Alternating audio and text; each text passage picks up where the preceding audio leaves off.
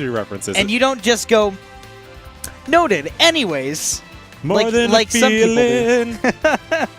More than, I really don't have a segue into this, but we're going to have Awestin versus Gibus. More than just another Smash match. We have Awestin versus Gibus, an old Shockwave Grand Finals classic. Mm-hmm.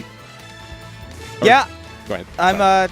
I'm very happy to see this sort of match happening again because these are two guys that really don't pull their punches. They're very, well, I'll just pop my P's more, why don't I?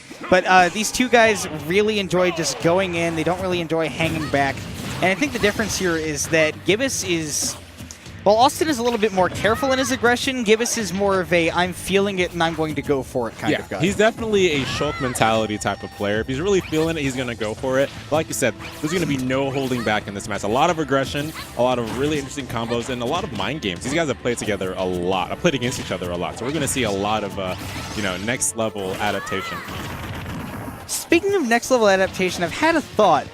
What if Awestin picked regular Final Destination, allowed it to go here for the first game so that Gibus can't go to a Final Destination with walls should it come to a game 3? Oh my gosh, that's so next level. That's how you know they played together a lot. He knows Gibus' comfort counter pick, so it's just like, I'm not even going to give you the unless, of course, Awestin wins game 1. But that would be the long game. Yeah. Speaking of the long game, not too much of it happening here. Both of these guys really just getting in a little bit of individual hits, not getting a whole lot of combos so far. Yeah, definitely. We have Awestin reaching those levels where that back throw is going to start killing. Some well-placed up airs as well. Pretty soon that down throw to forward air. Ooh, scary situation for Gibus here. That back air is so deceptively strong. Oh, and yeah. Wow, just continuing to harass him with these BK Thunders, and it's going to be enough to net the kill. I'm going to let you know that electricity beats water in Pokemon, so it's very effective, super effective even against Gibus right now, using that PK Thunder. That was a mechanic against the Pokemon trainer's Pokemon, by the way. Really? Yeah, whereas, water moves would do more damage to Charizard and so on. Really? It's really interesting. That's super interesting. I'd be cool if that was a little, unknown feature in this game as well for Greninja. But I guess if he has Protean, then it doesn't matter, because maybe he just changes his thing. I guess. I mean, I like the idea that you could turn that on in, like, a bonus mode, but... That'd be interesting. These two guys really don't need a bonus mode right now, particularly not Awestin, who's getting bonus damage in between the stocks here, and Gibus just doing the same setup over and over. Yeah, unable to confirm into that forward air. He's just looking, searching, can't find the way just yet. Maybe a down throw, but he's going to need something to get the stock up soon. He's got Awestin with a lot of rage and looking to take that stock with a regrab here. That back throw actually made. It was close. He had a lot of rage. That's going to make me really mad every time that I see it come that close to killing it, 78%. Another back air. He was charging to smash, but he's okay. But once again, the lightning comes out. It's super effective. Awestin missing his opportunity to trump with that forward. Okay, he actually went for the back throw there. I really like what Awestin did by going off stage when Gibus was recovering to make him think he might have to tech, and then coming back on to cover the jump on stage with an up air. Exactly. Coverage is exactly what you need, and that's what Gibus had there with that up air. Realized that he was at the perfect percent to get that up air, or up throw, and netted that stock. But at 140%, he's in a scary spot right now. Yeah, he's going to need some kind of crazy finisher, which is difficult to find against Awestin. Did you see that angle, Zanzi?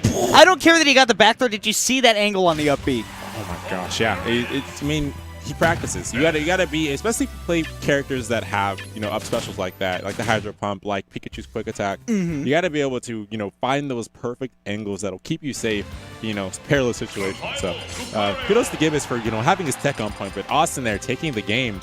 He's gonna need to be incredibly careful how he carries himself now that Gibus, like we talked about at the beginning of the set, Awestin won. So now Gibus can still go to the stage if he chooses. So we have him with the sides. We know how he plays, and we also have the switch. Which, honestly, I feel like I've been advocating for a while that Gibus should be just playing Lucario in this matchup instead because of how much percent Awestin can rack up quickly, and he gets extra survival time on the back throws. And it helps because what Gibus really struggled with that last game especially was taking that stock. He was, at 140% when he finally took off Austin's first stock, and then it was like, who cares? You're at 140 or one back throw away. Yeah. So with a character like... that's not what we want to see. I was going to say things like Lucario would help you, but there's not much helping when you just get bounced off the stage by a little boy's electric head.